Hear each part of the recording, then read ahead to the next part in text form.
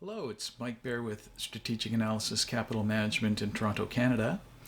It's a great pleasure to welcome William Bernstein and Laurence Siegel to an open forum discussion today. William is a well-known author, investment manager, economic historian, and neurologist. He is one of the few authors that I would consider a hero to independent investors and advisors. Larry Siegel is the Gary P. Brinson Director of Research at the CFA Institute Research Foundation and an independent consultant. He is the author of Fewer, Richer, Greener, and in my opinion, an amazing and perceptive researcher. Welcome, gentlemen, and let's begin. All right, well, let's talk about the delusions of crowds, why people go mad in groups. Now, I first read McKay's book over 20 years ago, The Madness of Crowds. Bill, tell us a bit about McKay's work and how it influenced your thinking. Well, I first read the book in the early 1990s, and I found it interesting. It was kind of like, a bad B movie. At least that's what he was describing, all these people going crazy, supposedly over tulips and stocks back in the 17th and 18th centuries. And I thought it was, not terribly relevant to the capital markets of the time, which were relatively well behaved. And then lo and behold, within a few short years, I saw Mackay's narrative play out in front of my eyes. The exact description that he had written about, and it saved my bacon. And wasn't an unusual experience. Mackay's book has been saving investors' bacon for more than the past 100 years. Probably the most famous bacon that it saved was that of Bernard Baruch, who was so impressed that he wrote the preface or the introduction for the 1932 edition of the book. So I sort of filed that away, very interesting. And then about 5 or 6 years ago, I found myself astonished by the ability of the Islamic State to attract people from around the world, including from some very prosperous Western societies, to fight and die in one of the worst places in the world. And it turned out that the Islamic State did that by deploying a religious narrative that was in many ways very similar to that believed by a lot of evangelical Protestants today. And of course, I recalled that Mackay had also written about religious manias. And so I thought it was time to produce a new version of Mackay's book. Now, very good. Why don't you just lay out the thesis for your book? Give us a sort of a broad overview and understanding of what the message and what you're trying to get across. Well, at base, the book is a disquisition or a meditation on human nature and on evolutionary psychology as well. So human beings are first and foremost the ape that imitates. And that's how manias of all types, whether they're religious or financial or fashion or social, develop and explode. And the easiest way to understand that is to think about human evolution, which really over the past 20 or 30,000 years is not so much a genetic evolution as a cultural evolution. And the easiest way to think about that is to think about the spread of humankind throughout the New World, throughout the Western Hemisphere. So, 10, 15,000 years ago, our ancestors crossed the Bering Strait, and they very quickly were able to migrate down through the frozen tundra to the Great Plains, through Central America and through South America and all the way to the tip of Tierra del Fuego. And this took place over a period of maybe 5,000 years. And in order to do that, they had to learn how to build kayaks and make snow goggles and hunt seals in the high Arctic, which are things that are not very easy to do if you've never seen them done before. They had to learn how to hunt bison on the Great Plains and construct poison blowguns, blow darts, in the Amazon. And those are all things which are almost impossible to do if you've never seen them done before. And of course, the way we accomplish that is by imitating the people who did know how to do them, who were very few and far between. So that propensity to imitate carries with it certain costs, particularly in a modern post-industrial society, where your time horizon isn't, a few minutes or a few hours or a few days. It's where your time horizon is 30 or 40 years in the investment world. And so, in effect, we are human beings running around with Stone Age minds in a space age world. And that's how we get these behavioral episodes. That's the primary thesis of the book, and there are lots of other elements of human nature that I'll get into perhaps later on. But that's the primary one. That is the primary mechanism of manias. Very good, Larry. Jump in, Larry. Give us your thoughts. Everything you said is exactly what I think has happened to explain human social and cultural evolution, because it's clearly in 40,000 years, you don't get much genetic evolution. But we're not just the ape that imitates, all apes imitate. We're also the ape that cogitates. And if you've never seen somebody do any of the things that you just said before, but you can find somebody who has done them, how did the person who has done them learn to do them? Well, somebody had to invent those techniques and ideas from scratch. And they may have been South American Indians in the Amazon who figured out how to make a blowgun, and then the people who came after, although I'm not sure who came after, because there's still South American Indians in the Amazon. Somebody thought up to take a bamboo pole that was empty, blow into it, and put something in the other end that kills the animal that you're hunting. So hopefully it's not a person that you're hunting, but I've heard that has happened. So I would say that building an entire philosophical structure around imitation is leaving out innovation, which is more than imitation. Sometimes it's figuring out a problem that's never been solved before. Now, in your book, you don't claim to explain all of human nature.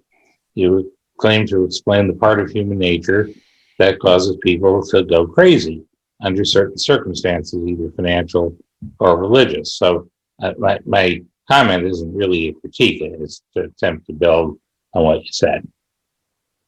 Yeah, I wouldn't disagree with that. Of course, we both know that it's usually not one person that invents someone. The whole idea that there's a great inventor who invented, the telegraph or the railroad is fallacious. It's usually a lot of people cooperating. Even Newton didn't invent the calculus. Leibniz and probably other people arrived at that as well. But we like telling a narrative, and a narrative involves a hero, so we like inventing the one hero. But we do. I mean, evolutionary psychologists will tell you that yes, apes can imitate, but no species imitates as well as human beings, because we not only know to imitate, but we also have to figure out who to imitate as well. So,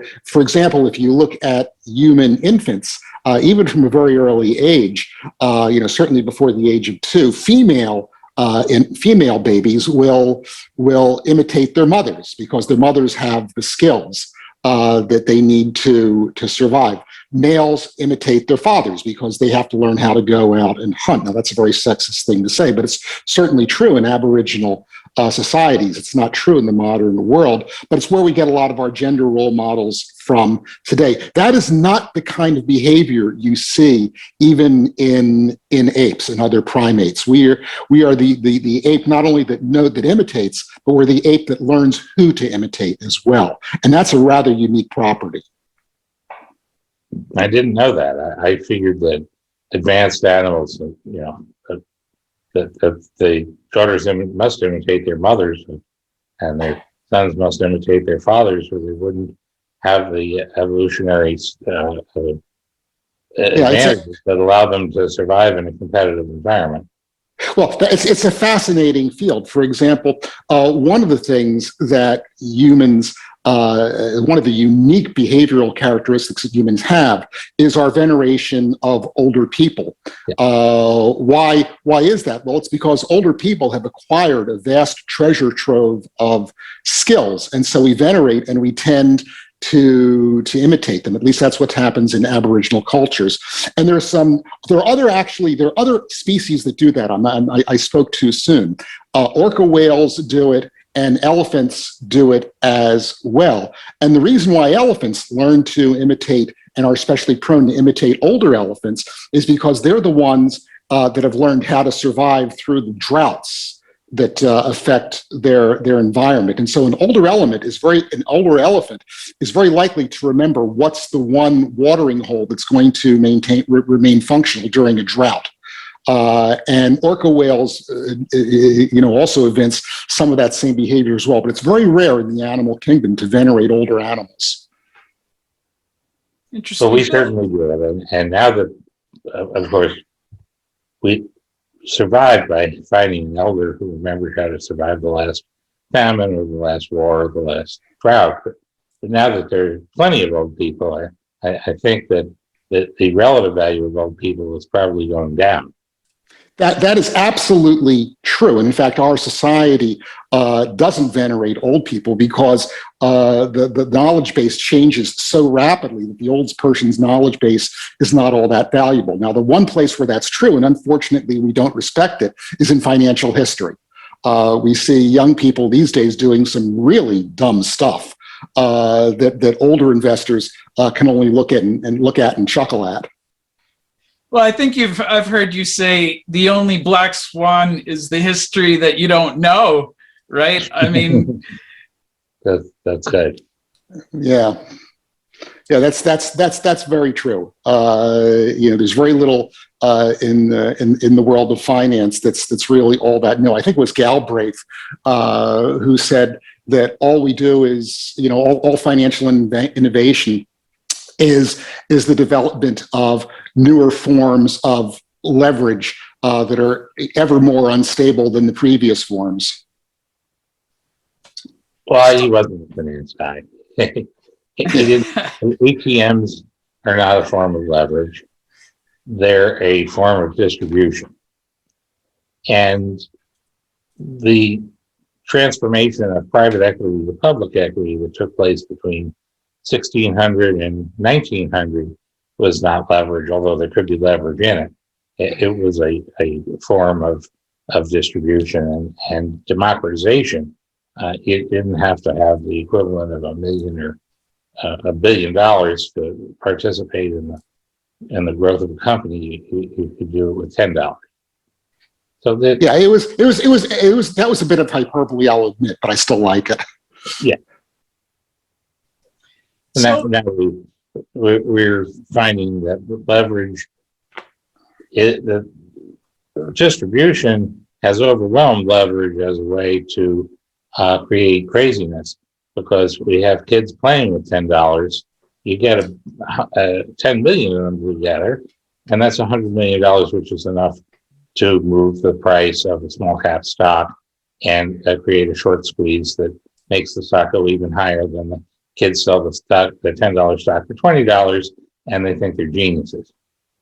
Yeah, the remarkable thing that I find is that, we look at all of the things that are happening in the modern financial markets, the past, not modern, but the recent ones, over the past, since the birth of social media. And it is really quite remarkable that you saw very similar behavior, going back hundreds of years. A lot of the things we're seeing, with Robinhood were pretty well described by De La Vega. 400 years ago, and they happen much more rapidly now.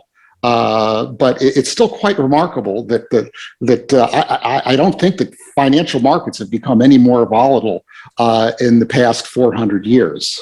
Bill, in the book, you described 4 characteristics of bubbles. Why don't you tell the audience what they are and why they're important? Well, I start out by quoting Gene Fama, saying that the very word bubble drives him nuts. And it drives him nuts because he is a mathematical modeler par excellence. Gene Fama, I guess, believes that if you can't model it, it doesn't exist. And there's some truth to that. But I found more inspiration in the famous description by Potter Stewart of pornography. And he basically said in his famous in the famous case that he talked about, that he wrote this in, which is that he didn't know how to describe pornography. That is, he couldn't model it, but he knew it when he saw it, or he said, "I know it when I see it."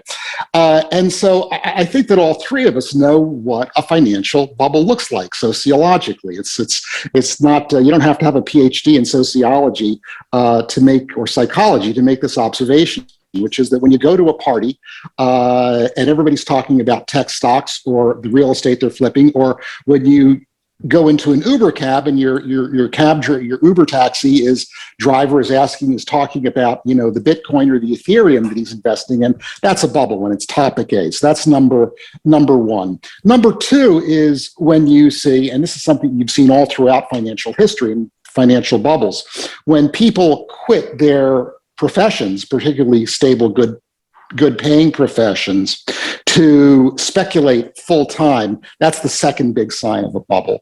Now, there's a third sign, which I think is less appreciated, but is certainly a prominent feature of bubbles in my own personal experience, at least, which is that when you express skepticism and it is met with anger, not just disagreement, but anger, that is also a bubble. The question is, why is that? And I think the answer is there are a few more pleasing beliefs than you're going to get effortlessly rich by investing in this or that securities. And when someone tries to disabuse you of that notion, you're not liable to respond positively.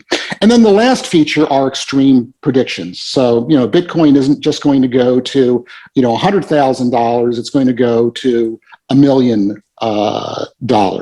And so when you see those sorts of extreme predictions, those 4 things, I think you can be reasonably certain that you're in a bubble. Now, of course, the problem is that bubbles can go on for a very long time before they burst. I can't remember whether it was Adam Smith or David Ricardo who said that markets can remain irrational far longer than you can quote witticisms from Bagehot, Keynes, and Buffett.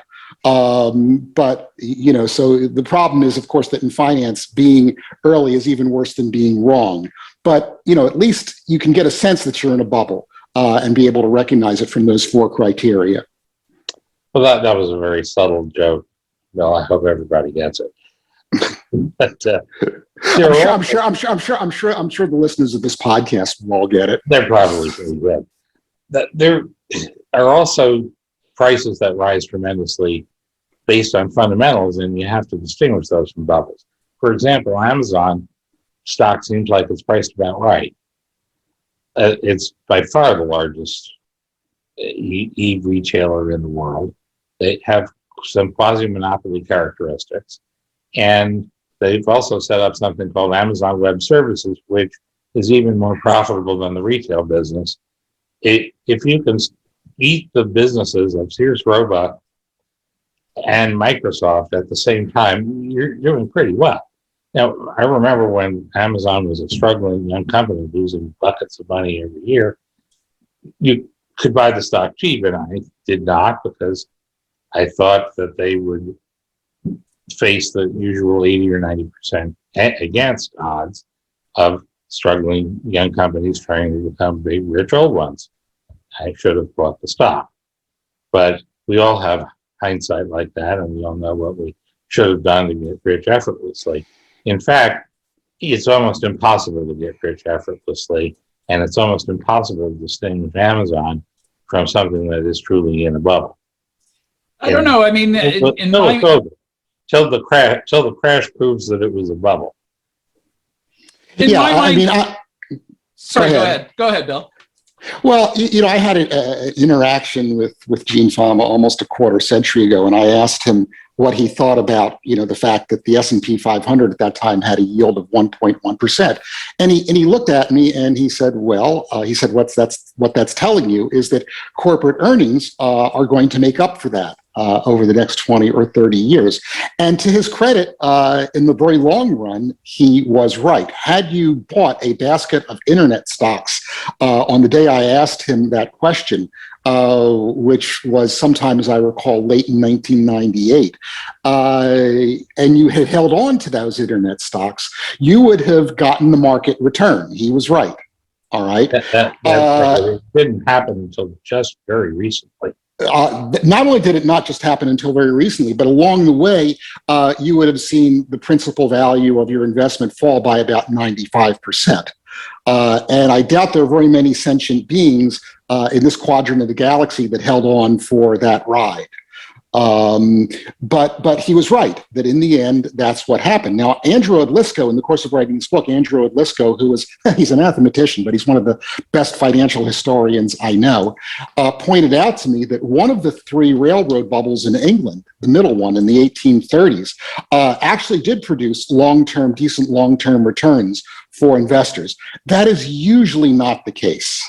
That is usually not the case. And even in the case of tech stocks, when you wound up with the one Amazon and the one Microsoft, back, had you bought them all, along with pets.com, that you would have actually gotten the market return. But even in that circumstance, it would have been at the cost of ferocious risk. That's right. And I think that the railroad stocks in the 1830s probably went down a lot at various times too before they came to fruition and gave you the market return or better than the market return. Not in terms of their market prices. Their market prices actually didn't fall that much, but the thing was that people bought them on subscription, which was a form of extreme leverage. So most of those people who bought them got wiped out. Now, Bill, you've described Tesla and Bitcoin as religions. Why are these mass delusions so common, and how do we escape them? Well, the second part of human nature that I spend a large part of the book dwelling on is that we're not just the ape that imitates, but we're also the ape that tells stories. So a good story will always trump the data. Let's face it, financial analysis, balance sheet analysis, doing a good discounted cash flow computation is hard. In fact, it's impossible in most cases. Telling a story is easy. And that is what most investors, even some of the most sophisticated investors, do. They tell a story. The Tesla story is a very powerful story. And the problem is that when you follow these stories back in time, when you look at the stories that people were telling 40 or 50 years ago about whatever that era's darling was, what happens is that they don't realize that there are usually, not always, but usually factors that come and destroy that narrative. And so one of the stories, the narratives I tell, is the story of Global Crossing and of the guy who founded that company, Gary Winnick. And he was a visionary in some respects. He saw that the world was going to demand a large amount of long-distance fiber capacity. And so he basically raised an enormous amount of capital and built an enormous amount of undersea fiber, which still forms the basis of something like 15 or 20% of today's undersea fiber. And it was absolutely essential. What he didn't foresee was two things. Number one is one thing that he should have foresaw, which was that it was going to stimulate a lot of competition that would, cut the cost of the fiber and thus the revenues of his firm. But what he also didn't foresee, and I don't think anyone really could have foresaw, was that the dry plant at the either end of those fibers and the relay stations were going to increase their capacity by orders of magnitude. So the amount of traffic that a fiber could carry in the year 2000 would be multiplied by a couple of orders of magnitude over the next 20 years. And we still haven't lit most of the world's fiber capacity just for that reason. And so within a few short years, Global Crossing wound up being bought up for about 1 penny on the dollar, I believe, by a Chinese firm. And of course, the original stock and bondholders were wiped out. And that is the more typical story. That is a far more typical story than Amazon or Apple. But that's not irrational to invest in a company that provides some of the most fundamental infrastructure on the planet. Most businesses eventually fail and go out of business. This one did it more quickly because the competitive environment was so difficult, and technology's changed so fast that it basically made the company worthless. But there were 2,000 auto companies at one time in the United States, and now there are 2.5. I'm not quite willing to call Chrysler a non-U.S. company, but it basically is. But Ford and GM are still here, having been, on death watch a number of times, and one of them bailed out by the U.S. government. It's still a legitimate bet to have bet on one of those 2,000 other auto companies and lost. That's why you diversify, and that's why people do rational things like buying index funds and holding them until they need the money, which could be 40 years later. Yeah, I agree with that. And of course, there's an enormous amount of input that involves when exactly you buy these stocks as well. So had you bought, all 2,000 auto companies in the year 1915, you'd have done pretty darn well. Or if you'd bought them even in the early 20s, you'd have done well. Had you bought them in 1929, not so much. Now, the one example that you could also cite, that's an even better example, were the aircraft companies. All right, the aircraft companies did extremely well. Even had you bought them in the late 20s, you'd have done very well. What you wouldn't have done well buying, which Warren Buffett found out to his chagrin, were the airline companies, not as opposed to the aircraft manufacturers. And the question is, why is that? And my own personal belief is that the problem with the airline companies was that they're just way too glamorous. Everybody and his dog wants to found an airline. Whereas building an aircraft manufacturing company requires a good deal more expertise and scale. That's right. I also think airline companies faced a regulatory environment that was very friendly until the deregulation of the airlines in 1978 by Jimmy Carter and Alfred Kahn. So they were priced as though they were monopolies. And you get used to thinking that they have guaranteed profits. And you can't guarantee a profit anymore. In fact, that people will switch airlines to save $1 when they're doing an internet search for an airline ticket. So margins have been competed down to effectively zero, and it's not the same airline industry that it was in the glamour years of the 30s through the 70s. It's now a commodity industry, and investors should think of it that way. Larry, means instead of hunting for gold.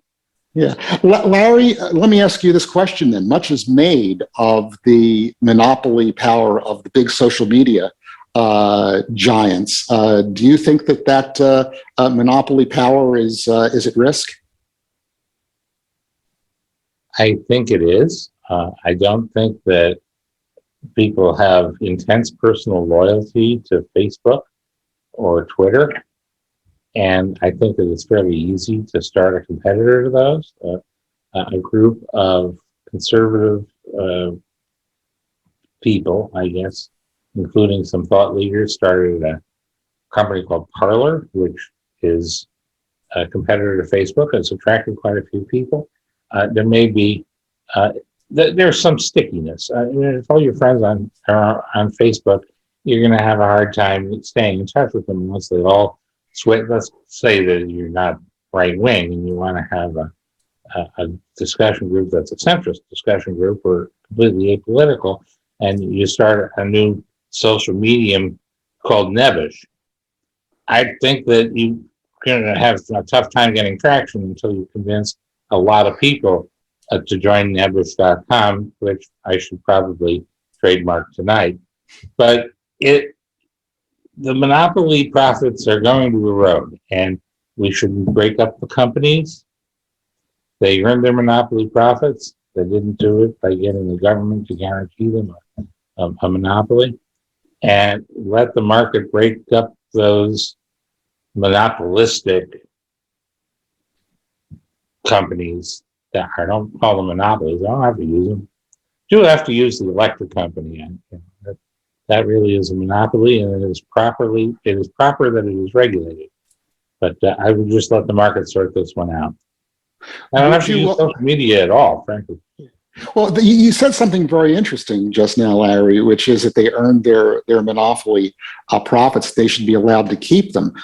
Should the Supreme Court not have broken up Standard Oil? I don't know enough about the history. Standard Oil was broken up in such a way that they created regional monopolies instead of one large national one.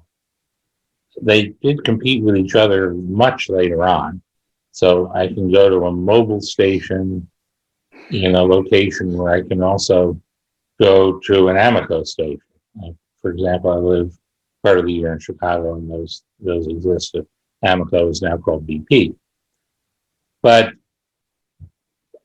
I don't see the social benefit of having broken up Standard Oil and even AT&T. We started to get a lot of technological innovation in telecommunications around 1984, around the time that AT&T was broken up. But that doesn't mean that the breakup caused the innovation. I think that the innovation would have taken place anyway. It might have even gone faster because Bell Labs would have been funded by the monopoly profits of AT&T and produced more innovation earlier. You want to have some companies that are fat and sassy, because they're the ones that put money into basic research, that they produce things. For example, the commercial internet partly relies on a toy company started by Xerox called Xerox PARC, Palo Alto Research Center, spelled PARC. That they developed the interface that we're using now to communicate with each other. They didn't invent the internet, that was Al Gore, but it was, they developed what's called the WIMP interface, window, icon, mouse, and pointer. And it was amazing. I saw a demonstration of it when I was very young, and I thought that I had seen the future, and it was correct. That is still the future. I mean, that's what is happening in the present. And I know I wouldn't break up any company just because they are too big. If they have secured a monopoly position through manipulating the market illegally or through bribing the government to give them a monopoly, then that's different. And I would remove that monopoly privilege, not necessarily by breaking up the company, but by letting anybody compete with them who feels like it. Yeah, I mean, Steve Jobs had exactly the same epiphany that you did when he visited Park, and of course, he stole the idea from them, which is one of the reasons. An idea, you know. Yeah. When I saw it, I knew it after looking at it for 5 minutes. But what Steve Jobs had was the ability to build it again and find the right engineers and so forth. He probably couldn't do it himself any more than I could, but he knew what it was at a level that I didn't know what it was. Yeah, I mean, the breakup of Standard Oil, I bring it up because it's such a fascinating political and historical subject. I mean, the major force behind the breakup of Standard Oil was probably Ida Mae Tarbell and her book about it. And of course, Ida Mae Tarbell was the child of, I believe, a petroleum wholesaler who got absolutely railroaded by Standard Oil and their pricing policies, just got completely run out of business by the sort of predatory pricing policies that Rockefeller was famous for. And so it's an example of how the political process can yield an economic result, the outcome of which we can still debate to this day. Well, it is. It's also ironic that the predatory pricing concept is not that you're charging too much for something, but you're charging too little. And that is a legitimate concern. If you're trying to run competitors out of business by cutting them off at the knees right when they get started, by pricing the goods and services so low that they can't compete, and you're losing money intentionally just to hurt them, I believe that's against the law and should be punished. I'm not sure by breaking up the company that you've done anything, because a smaller company can also do that, but it's an unfair business practice.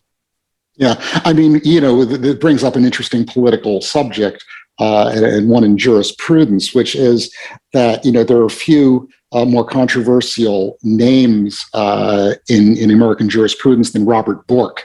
And of course, Bork became famous in legal circles for talking about exactly what you're talking about, which is that, as long as at the consumer level prices are being kept down, there's no reason to break up a company. And that's, now under attack by people from the left. And I'm not unsympathetic to their point of view. There are other things besides price that need to be considered, but it's something that, you can legitimately debate. Yes, and it's a very comfortable territory for me because I'm a University of Chicago graduate twice.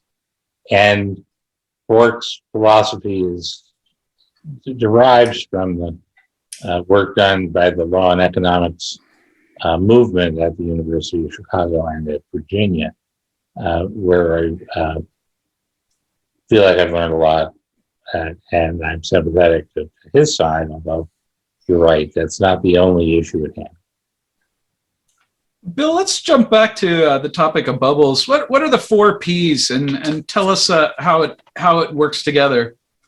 Well, let's back up a little bit and just talk about my personal approach to the whole subject of bubbles, which is that I have training as a physician, so I tend to medicalize everything, which has its advantages and its disadvantages. So when you talk about any disease process, you talk about its pathophysiology. So what's its basic chemistry? What's its basic physics? And for bubbles, it's very clear cut. It's Minsky's basic criteria of credit. You don't see bubbles without easy credit, and you don't see bubbles without innovation of some sort. So credit supporting an innovation. So that's the pathophysiology. And then there's the other end of it, which is what you see at the bedside, which is what I was talking about, the signs and the symptoms, the 4 criteria I was talking about 10 or 15 minutes ago. But in between is the anatomy. Okay, it's where the action takes place. And so where the action takes place for a bubble are the 4 Ps. They're the promoters, okay? The people who basically sell their projects to the second P, which is the public. Then there's the mechanism that fans the flames, which is the press, or more loosely today, social media. And then finally, there are the politicians, who played a much more important role 200 or 300 years ago, and now they basically play a more sort of facilitatory role. They stop. The politician is the one that the politicians are the ones that let regulation become lax in the financial markets and allow bubbles to go perhaps farther than they should. And I spent most of my time in the book describing the first P, the promoters, because they're the most fascinating characters, and you see them pop up time after time in history. So before there was Elon Musk, there was Jack Welch, and before there was Jack Welch, there was Samuel Insull, and before there was Samuel Insull back in the 20s, there was George Hudson in the British Railways, and before there was George Hudson, there was John Law. His technology, of course, was financial more than scientific. And these people all have followed the same trajectory, which is they become lionized in a capitalist society by a society that worships wealth and power, but particularly wealth. And so you see them on the cover of magazines, you see them talked about endlessly in the press. And the story almost always winds up the same, which is these people most of the time wind up self-destructing because of the malignancy that comes with the hubris that comes with that sort of adulation. And you can, and this is not to say they don't accomplish great things. I mean, Samuel Insull built out an enormous part of the electrical infrastructure, the infrastructure of the country back almost 100 years ago. And Musk is also going to accomplish great things in multiple areas. But that doesn't prevent them very often from self-destructing psychologically. And you can see, even in Musk's behavior, is becoming more and more unstable. And whether he'll meet a bad end, I don't know. Will he accomplish great things? He already has. He's always been a little screwy, but that's part of the mystique. You don't want your inventors to be boring accountants who sit in an insurance company office and fulfilling the stereotype of the businessman with no creativity and no original thought. You want your inventors to look and act exactly like Elon Musk. And it's a social desire that we have. We also want our artists to rant and rave like Beethoven or Mick Jagger.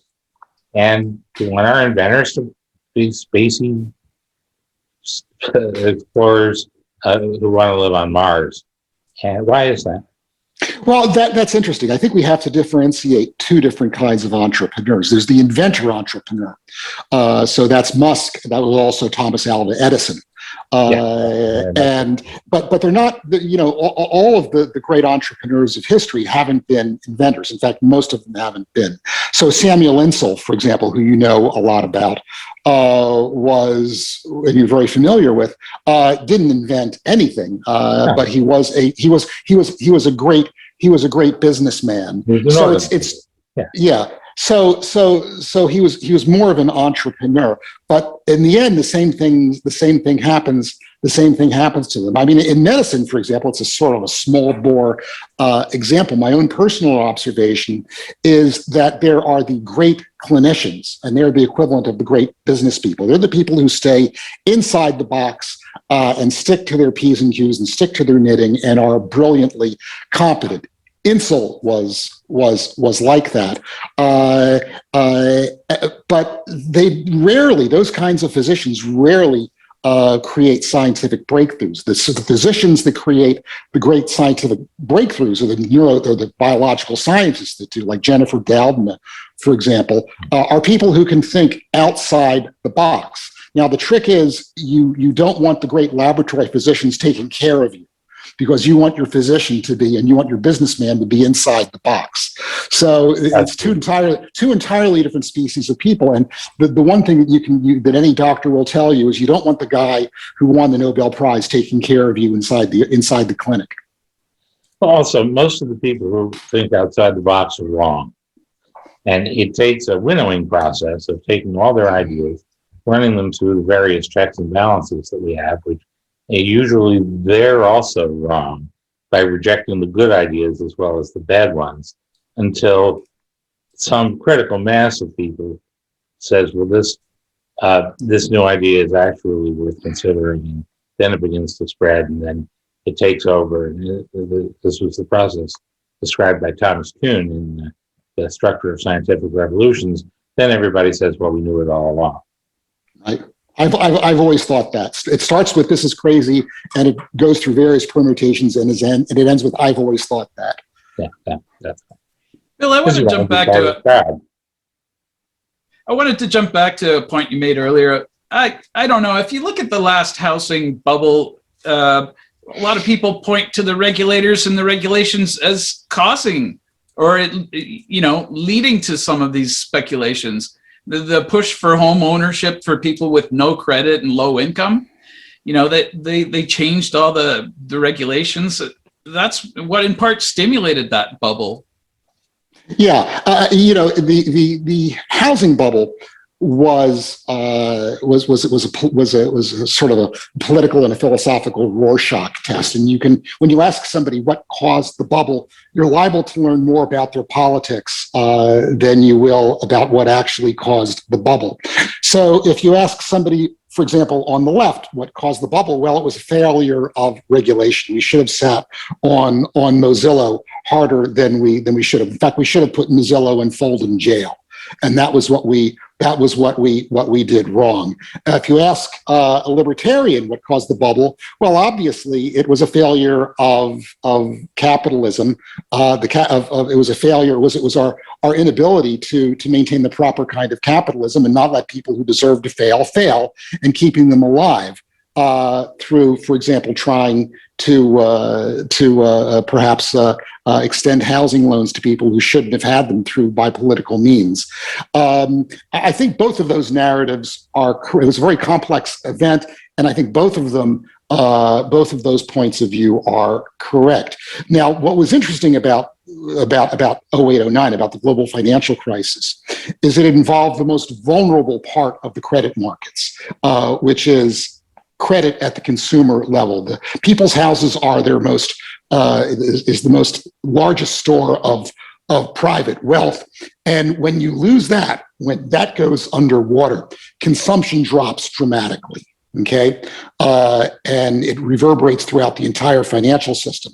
Whereas when a pure stock bubble bursts, it really doesn't affect consumption all that much. And so that's why what happened, for example, in 2000 to 2002 wasn't that big of an economic event. Whereas it was a very big event from 07 to 09. A lot of the stocks in 2000 to 2002 were never in a bubble. We had a bear market, but bear markets happen all the time. And if you look at the value benchmark, it fell about 20 or 30%, but I think closer to 20. It was the tech stocks that fell 90 or 95%. I know the NASDAQ, which is not just tech stocks, fell 80%. So the bubble was concentrated in a part of the market that not everybody was in. And so, of course, it did less damage. When your house goes down in value and you still have to pay the mortgage, but you're out of a job, it's much more severe in terms of its impact on personal consumption. Although that's exactly right. A lot of people didn't experience the bubble personally. And my house got marked up to $800,000 and then got marked down to $600,000. Meanwhile, I was paying off a mortgage on the purchase price of $112,000. So what happened to me? Absolutely nothing. Just chuckling at the people who panicked and sold at the bottom or bought 2 or 3 houses at the top. Yeah, well, that's very true. It highlights something else, which is that when we look at debt levels, there's debt and then there's debt. All right. So government debt is probably the least dangerous kind of debt because it can be monetized. Corporate debt is somewhere in between, and then at the far end of that is private debt. Private person, once credit clean, once a private person gets underwater on their mortgage and loses their job, they're bankrupt. And so that's why private credit, when private debt is so much more dangerous. And that's, what's somewhat reassuring about what's happening now is private levels of debt really aren't all that high now. What's very high are government levels of debt, which is considerably less dangerous than private levels of debt. Well, I'm very concerned about the government level of debt because at low levels, it's not dangerous. So if the government owes 20% or 40% of GDP, I'm not sure I care which one it is. During the Reagan administration, debt rose from about 20 to about 40%. It's still nothing. You pay it off in a year if you had to. But when it goes from 200 to 400% of GDP, which I believe has happened in Japan, but I'm not sure of the numbers and may not be quite that bad, eventually you reach a point where unless interest rates are rock bottom low, you cannot pay the interest. So the central banks have tried to keep interest rates down around 1% or even lower by buying all the bonds that the central government issues. Well, that's self-dealing. It Well, cannot go on forever, so it won't. yeah, as Herb Stein, famously said, if something cannot go on forever, it will stop. But the question is at what level it stops. So you have to admit that, back 10 or 15 years ago, if you asked most economists what that level is, they would have given you the Reinhardt and Rogoff answer, which is 90%. Okay. Well, Reinhardt and Rogoff were wrong. It's well north of 90%. And now, the answer is, well, it's somewhere north of, I think the Japanese government debt is 260. And then when you add in their private and corporate debt, it gets to the figure that you quoted. Well, it may be well north of that. We just don't know where it is. Eventually, you're right. You get into a debt spiral. There's some number at which you cannot pay it. Yeah, of course, I think Reinhardt and Rogoff didn't reveal the error bars around the 90. It could have been 50 to 150. They didn't get that far into the analysis, but it's obviously not a single point. And I think they were also assuming that interest rates are 4%, because they had been 4% on high quality government credits for a very long time. So if it's 1% instead of 4%, the estimate has to change. But it doesn't mean that there's no estimate. It doesn't mean there are no limits. Yeah, but there's also a point on the other side of that where you can borrow too little. When you're at the lower limits of consumption, and there's still people, who can't meet their grocery bills and can't send their kids to school, and when people don't have the finances to invest in their human capital, that also has an economic cost. So I think you can make errors on both sides, at both ends of it. And that used to be handled by private charity, and it's all been taken over by government welfare schemes. That is true. The one thing that absolutely astonishes me, and has always continued to astonish me, is the ability of Northern European states to cycle close to 50% of their economies through the state, through private welfare schemes. And you can decry the ill effects of that, but it is also true that a person who is born into parents who have the lower quintile of income has a minuscule chance of making it into the top quintile of income in this country, whereas in Northern Europe, their chances are double or triple what they are in this country. So in this country, we are wasting an enormous amount of human capital because of our weak social safety net. People who should be going on to higher education aren't doing it because it costs too much, or they don't want to be debt peons. But why does it cost too much? Because the government's involved and guarantees all these loans. The price will go up forever. Yeah, well, that is very true. I mean, the government, you can also say, guarantees a certain price for medical care, or at least it did back in the heyday of Medicare. It doesn't anymore. And if the government gets more involved in higher education, I'm reasonably sure the costs will be contained. If they get involved more?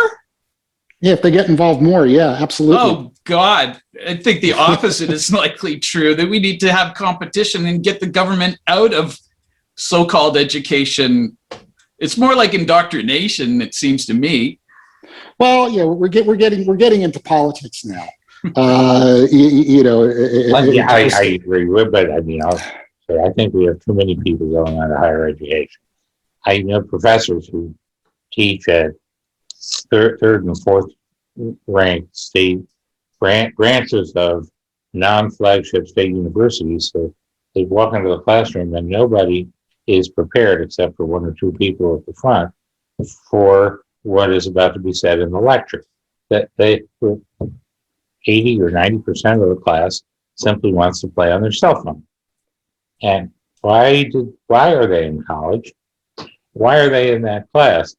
It's because we have convinced them that they need to go through this painful experience in order to get a job. When I went to college, 20% went on, and I'm pretty old.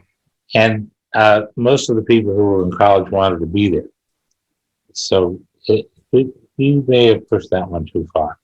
I think entire fields of study wouldn't exist if we had a market-based system where people actually had to pay. And it's things have been so distorted in terms of higher education. But the past 40 or 50 years in Canada, the left has dominated the universities, and all of the people coming out of the universities have this far left ideology. Most of them.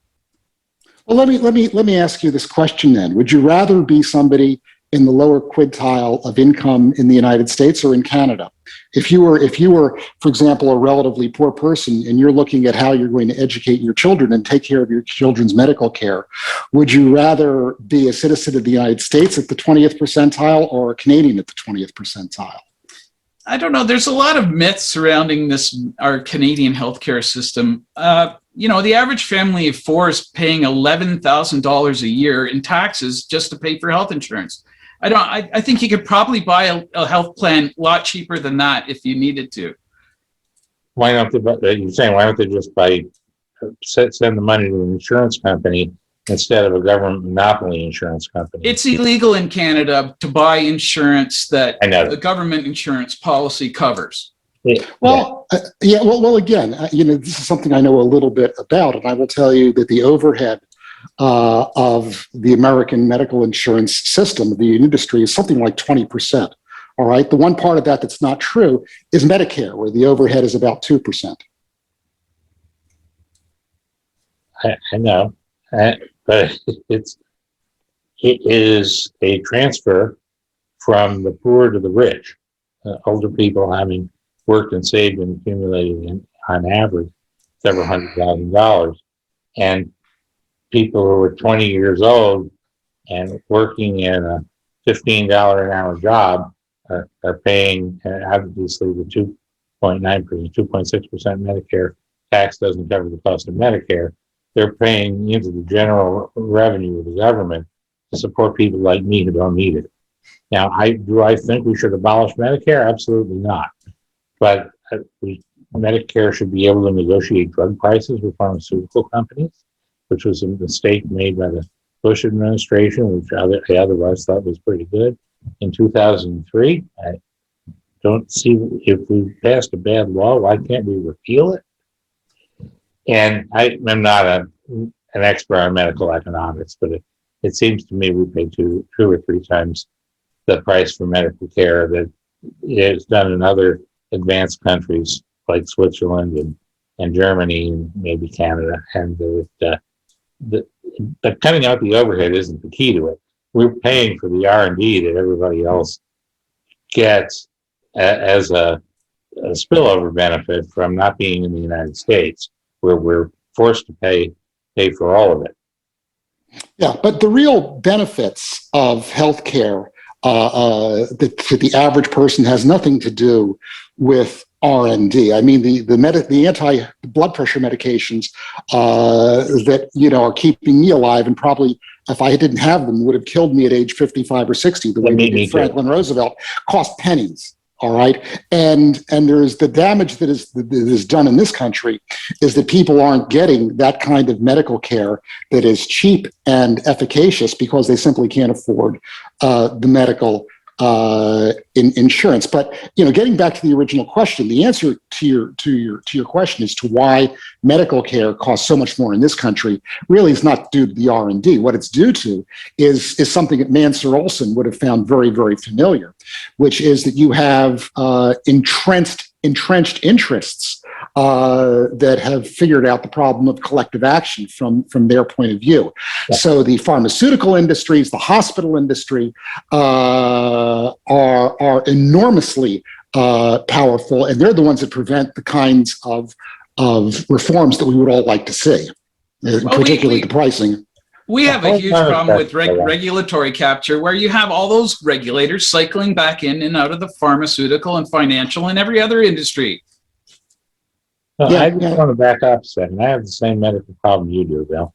And when it was discovered, I went to the doctor and I paid about $150 for him to prescribe me medications that cost pennies. If you don't,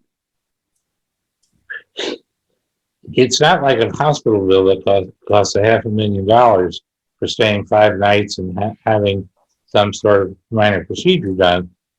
This is rounding error for most people. You walk around with $1,000 cell phone and say they can't afford to go to the doctor because it's not paid for by medical insurance. Pay for it yourself if it saves your life and costs $150. Now it would probably be double that, but still, come on. These are, to some extent, concocted problems. Now, a good friend of mine has CLL, and apparently it costs him $750,000 a year for the medications, and Medicare is paying for it. And that's a problem because I believe if he moved to Europe, any country in Europe, that the European medical system would be paying a tenth of that for the same medication, that chronic lymphocytic leukemia. So we do have problems, but they're not pervasive, and they don't keep most people from getting the basic level of medical care that we should all get. Yeah, I would disagree with that. It is not as trivial as you think to go and see a doctor and get the medication. In the course of my career, I saw more than one young person. I can think particularly of this late 30s lady who was a mother of three, who had to choose between her antihypertensives and putting food on the table for her kids. That shouldn't be allowed.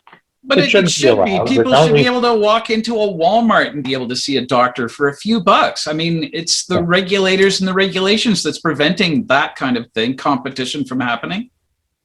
Well, I can't get a taxi across town for a few bucks. You can call Uber. Yeah, well, that's what Uber's gotten a lot more expensive. Getting routine medical care is not the walk in the park you think it is for most people these days. Well, it's gotten worse because the doctors have been forced into multi-specialty group practices. The doctor on the street corner with a shingle is kind of a thing of the past. But not when I walked in and said I have high blood pressure and you better treat me or I'm going to die. That was only 15 years ago. Yeah. And actually, he's still there. But now he's a concierge doctor. Bill, let's talk a little bit about confirmation bias. You spoke about it a little bit earlier, but why is it important? How can we avoid these cognitive and emotional biases? Oh, it's almost impossible. Danny Kahneman is very famously has said that as expert as he is in all of these cognitive biases, he still can't escape them. It's very difficult to do. But you have to, I suppose you can work at it. If you're politically liberal like me, you should read the National Review. You should even look at Fox News. And if you're, politically liberal, you should read the New York Times, and everybody should read The Economist, because I think they play it right down the middle. Even though the Agnelli family has decreased the quality since they bought it. It used to be just outstanding, and now I would say it's good. Yeah, and so you have to listen to people. You have to go out of your way to listen to people who disagree with you. I think that's the most important thing that you can do. I have to listen to Larry. Larry has to listen to me. Yeah, we're not that far apart, though. We're both trained economists. I would not attempt to work on one of your patients. I would almost certainly kill them. But you seem to have the skills of a trained economist. Did you just pick this up as a hobby, or? Well, the joke that people make about me is that I'm an economic impressionist, which is I give the impression of being an economist. I actually have no formal training. I just like to read and write. And I slipped into this almost by accident because I started writing about finance, and you can't, write about finance without writing about financial history. And once you start writing about financial history, it's a very short throw till you're writing about economic history. I don't have any training beyond a master's, except for 40 years of experience living in the world where these things seem important. And I'm curious to poke the bear and see what I get back. And how much time do we have here? Well, that's it. We're running pretty long, so why don't you give us a parting message, both of you? Just give us a parting message. What do you think people should be paying attention to? What should we be focusing on? Well, I wanted to mention my book before we stop. Can I go ahead for? Of course. Give us the thesis for the book. Above Mike's head, to the right, but not all the way to the right, is a book called Fewer, Richer, Greener, which is my forecast for the future. And our population is now under control. We're going to level off in this century of a global population of around 10 billion and then start to go down. I think this is good news. We are also getting richer at an amazing pace. That we're in a bit of stagnation in the Western world, but the rest of the world is catching up at a pace that as now means that half of the world is middle class, according to the World Bank. And it'll be 3/4 by the time the kids are my age. And greener means that we now have the resources to have a clean environment and deal with problems like climate change in a way that doesn't destroy our economy and set us back to the Stone Age. So I'd like you to take a look at the book. It's on Amazon at a deep discount right now. I am trying to get that discount to go away because the book sold very well right before the COVID disaster, and then the sales disappeared because nobody wanted to hear about progress. Nobody would even take an interview. But now it's starting again. I'm done. As far as Bill's book, read the book. It's a superb book. I reviewed it, and you can go to my website at larrysiegel.org and read the review. But it's a much richer experience if you just buy Bill's book and read it yourself. Well, thanks for the plug. Since you plugged the book, I won't do it. And instead, I'll plug somebody else's book. Probably the most important book I've ever read in my life was Philip Tetlock's Expert Political Judgment.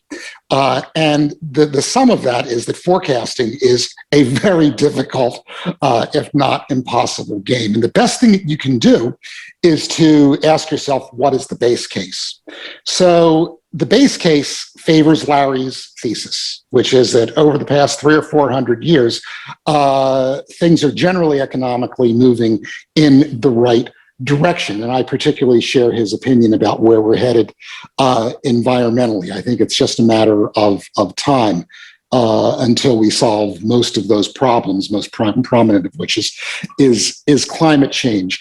But I also bring Tetlock. I also take Tetlock to heart because he doesn't predict. He doesn't like the word prediction. He likes the word forecasting, and forecasting is a range of possibilities. And I think the bell-shaped curve is mostly in Larry's ballpark. It's an optimistic ballpark. I think that the odds are 70 to 80% that Larry is right. So the question that I would ask is, how could Larry be wrong? And I think that we have grossly underestimated the risk posed by nuclear weapons. We forget that several times in the past 60 or 70 years, we almost blew the planet up. And those weapons are still there. More and more countries have control of them. Some of them are very, very dangerous. Have very dangerous political apparatuses. A couple of those countries hate each other's guts in a rather irrational way. So I worry about that as the big tail risk. And I think the problem we have with that risk is recency. We've not had a nuclear scare recency the way, for example, we had in 1962. So we've forgotten all about it. And I think if I have one message, and it's one of the messages I put forth in the book, is we need to pay more attention to that risk. Very good. Thank you very much. I am an optimist like the two of you, and I think that as long as we can continue to expand freedom in the world, that human capital will take care of many, or if not most of the problems that we face. But I just want to thank you both much, and I appreciate it. It's my pleasure. Thank you. Hopefully we can do it again sometime. All right. Very good. Nice talking to you guys. Love that. Thank you. Have a good day.